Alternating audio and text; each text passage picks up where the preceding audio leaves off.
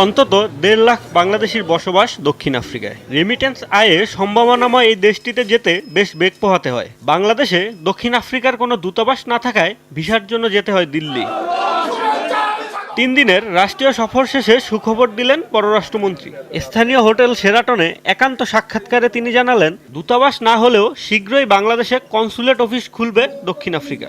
এদেশের president Johnson Mandela Bangladesh সফরে যান ১৯৯৭ সালে এবং তিনি এক ধরনের অঙ্গীকার করেছিলেন যে বাংলাদেশে সাউথ আফ্রিকার একটা মিশন খুলবে, কিন্তু খোলা হয়নি।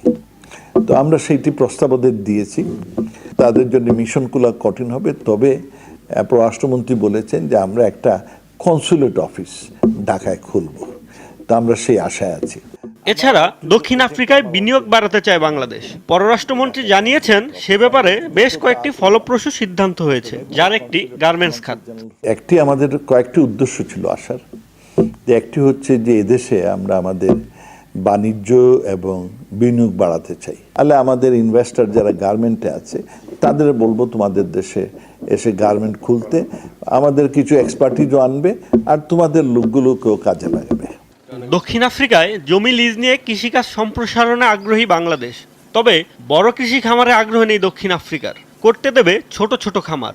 এই দেশে আমরা কন্ট্রাক্ট ফার্মিং করবো, অনেক জমি জমা পড়ে আছে, সেই জমি জমা আমাদের লিজ দিলে পরে আমরা বাংলাদেশ থেকে আমাদের যারা কৃষি ক্ষেত্রে অভিজ্ঞ তাদের নিয়ে আসবো। তাতে ওরা খুব আগ্রহান্বিত না, তবে আমাদের দেশে যদি কেউ স্মল ফার্মিংয়ের জন্য আসতে চায় সেইটা তারা অ্যালাউ করবে।